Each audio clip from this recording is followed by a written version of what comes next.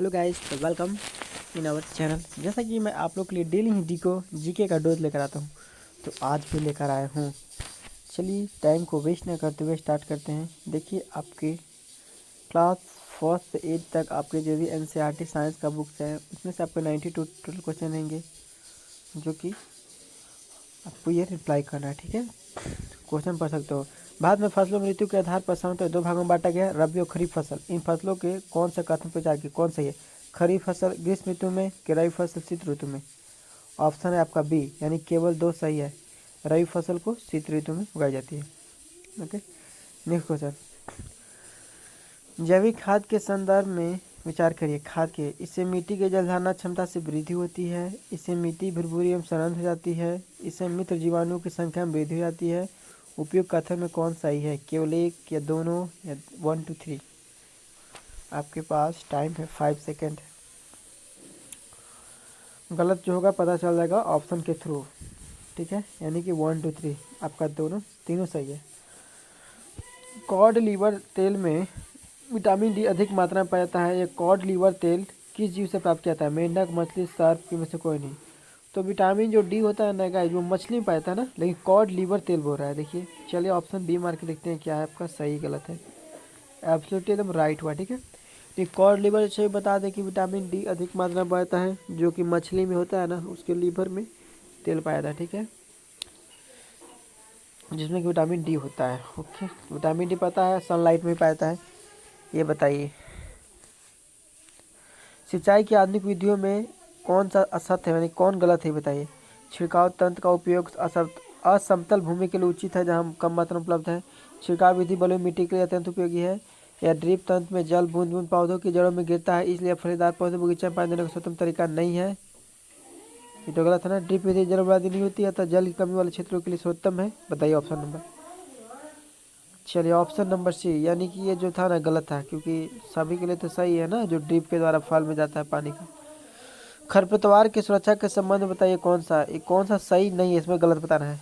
खरपतवार हटाने का छोटे समय उन्हें पुष्पों में बीज बनने से पहले होता है, या खरपतवार नशी के छिड़काव का सर्वोत्तम समय खरपतवार के पुष्पों में बीज बनने के बाद होता है? बताइए, कोई भी चीज़ पहले होगा कि बाद में होगा? खरपतवार उसे बोलते हैं ना, जैसे पेड़ पौधे नहीं उगाते हैं तो उसमें बीच में घास फूस जो भी आता है उसी को खरपतवार बोलते हैं। तो ऑप्शन नंबर 2 होगा, उससे बीज बनने के बाद हटाते हैं। कौन सही है बताइए इसमें से। सूक्ष्म जीवों और उनसे होने वाले विभिन्न रोग के संदर्भ में कथन विचार करना है। सही बताइए। चिकन पॉक्स हेपेटाइटिस विषाणु के द्वारा होता है। सेकंड, टाइफाइड और खसरा जीवाणु द्वारा होते हैं, यानी टाइफाइड और खसरा। अतिसार और मलेरिया प्रोटोजोआ के द्वारा होते हैं, तो प्रोटोजोआ के द्वारा बताना है कौन सही है। मलेरिया तो प्रोटोजोआ के द्वारा होता ही है। टाइफाइड और खसरा जीवाणु द्वारा केवल 1 और 3 सही है, यानी कि चिकन पॉक्स और हेपेटाइटिस जो है ना, विषाणु के द्वारा होता है, याद रखिएगा। चिकन पॉक्स हेपेटाइटिस वायरस कारण। Next question. शैवाल का स्पाइरोगाइरा, प्रोटोजोआ का क्लेमोडमस, कवक का राइजोसोम्स, या फिर सूक्ष्मजीवों में से कौन सा सही है बताइए। शैवाल का स्पाइरोगाइरा होगा, या प्रोटोजोआ का क्लेमाइडोडोमस, या कवक का राइजोपस? ठीक है, केवल 3, केवल 1, केवल 2, केवल 1 3। देखिए ऑप्शन नंबर आपका 1 और 3 सही, यानी कि शैवाल का स्पाइरोगाइरा एकदम राइट है, और कवक का राइबोसोम।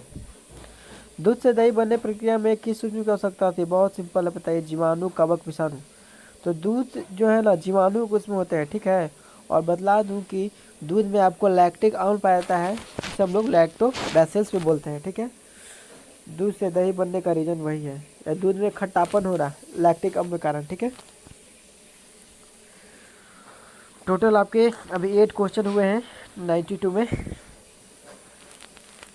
खाद्य पदार्थों में मिलाए जाने के बाद अपनी श्वसन प्रक्रिया में खमीर कौन क्या उत्पादित करता है? ईस्ट।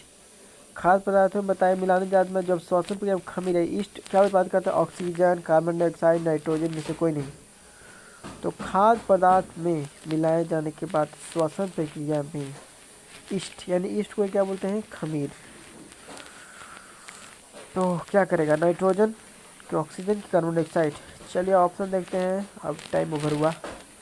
तो कार्बन डाइऑक्साइड, ठीक याद रखिएगा।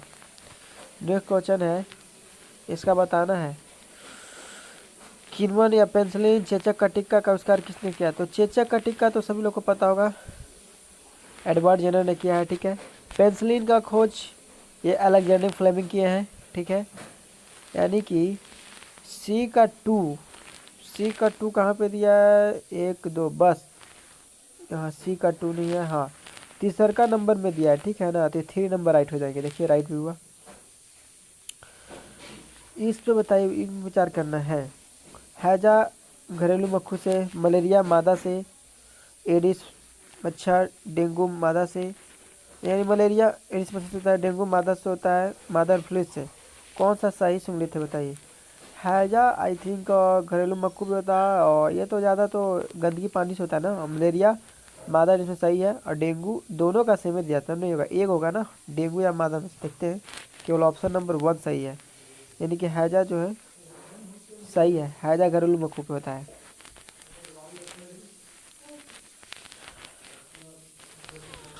चलिए गाइज, आप लोग को बता दूं कि नेक्स्ट क्वेश्चन आता है। जब पादप रोग जो है सूक्ष्म में नींबू कैंकर जीवाणु, गेहूँ जो है केव कारण, भिंडी पेट विषाणु, ये कौन सा इसमें बताइए? देखिए पादप रोग और रोग कारक है, सूक्ष्म जीव नींबू का एसेंस होता है, गेहूं का कवक है, या भिंडी का पेट विषाणु के उपयुक्त होता है। चलिए आंसर देखते हैं। ऐसा 1 2 3 यानी कि तीनों ही सही है। नींबू के अंकर जीवाणु कारण होता है, गेहूं का रिष्ट कवक होता है, भिंडी के पेट में विषाणु होते हैं। ओके, चलिए मैं ज़्यादा नहीं 5-5 मिनट का ही वीडियो लाऊंगा, ठीक है ना, क्योंकि ज़्यादा लोग लॉन्ग तो देखना पसंद नहीं करते हैं। खाद्य परिरक्षक के संदर्भ में कथन विचार के, सोडियम बेंजोएट और सोडियम मोटामाइडसल्फाइड सामान्य खाद्य परीक्षक होते हैं, बताइए। सेकंड है, नमक चीनी खाद्य तेल सिरके का प्रयोग खाद्य परीक्षण में किया जाता है, तो किया जाता है कि नहीं बताइए? खाद्य तेल सिरके का प्रयोग खाद्य परीक्षण में किया जाता है, नमक चीनी का। सोडियम बेंजोएट सोडियम मेटाफॉस्फेट सामान्य खाद्य परीक्षक है, तो ये हो सकते हैं। चलिए देखते हैं 1 और 2 मार्क क्या होते हैं। ये केवल 2 होंगे। एकदम एब्सोल्यूट राइट हुआ, दोनों ही सही है। ठीक है, देख रहे हैं टाइम कितना हुआ अभी 7 मिनट हुए, और 3 मिनट का चलाऊँगा वीडियो। ठीक है, 10 मिनट का वीडियो अपलोड करूँगा, ना लोग देखेंगे पसंद करेंगे। यानी खाद्य के परीक्षक रूप में दोनों होते हैं। नेक्स्ट है, बताइए कौन सही है? पौष्टिकृत दूध के संदर्भ में कथन पर, पौष्टिकृत दूध के बिना उबाले उपयोग किया जाता है क्योंकि यह सूक्ष्म जीवों से मुक्त होता है, बताइए। दूध का पौष्टिकरण करने के लिए 70 से 50 15-30 मिनट के लिए गर्म करते हैं, तो फिर एक आधे ठंडा उसका भंडारण कर लेते हैं, तो सही है।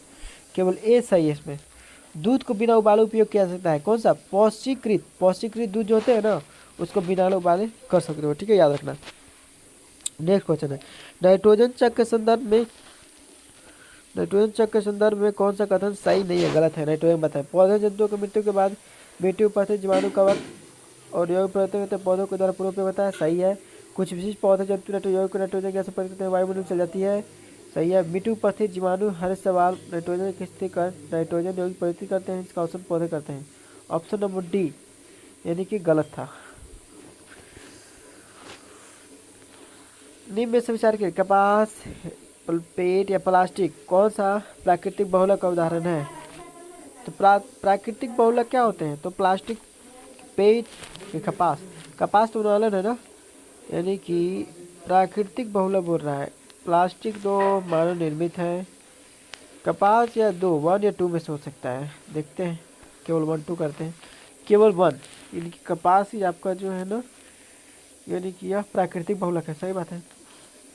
पेट में तो पालतू होता है ना, पेट इनमें बोल सकते हैं, पेट का फूफा होता होगा।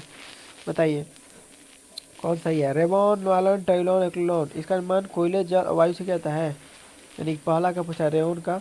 यह कृत्रिम रेशम कहलाता है, नेलोन। नेलोन क्या है? सही है।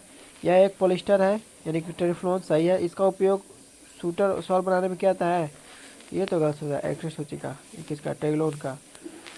देखते हैं, यानी कि पहला का 2 होगा, रेयोन का हो जाएगा। एक कृत्रिम रेशा कहलाता है, सही है। आग बुझाने के कर्मचारियों को परिधान एवं परत चढ़ी रहती है, उस अग्निरोधी बनाने में परत किसकी होती है? जो आग बुझाने वाला कर्मचारी के परिधानों पर जो कपड़ा होता है ना, परत एक चढ़ी रहती है, वो क्या बनता है? मेलामाइड, बैकलाइट, पॉलिस्टर या टेफ्लॉन? तो आई थिंक ये हो जाएगा आंसर मेलामाइड। ठीक है गाइज,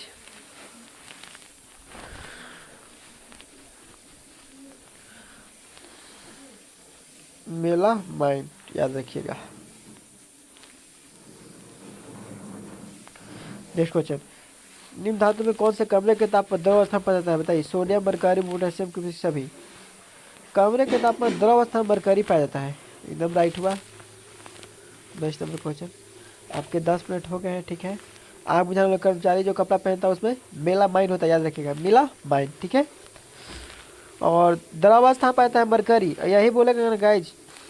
अधातु यदि बोल देगा कमरे के द्रवावस्था में तो वो ब्रोमीन होता है, ठीक है। और धातु पूछेगा तो मरकरी, मरकरी क्या धातु है, वो मरकरी मत समझ लेना, ये अलग प्रयोग होता है जो कि थर्मामीटर प्रयोग होता है। कॉपर के बर्तनों को लंबे समय तक नम वायु में खुला रखने पर उन पर हल्का हरा पदार्थ जम जाता है।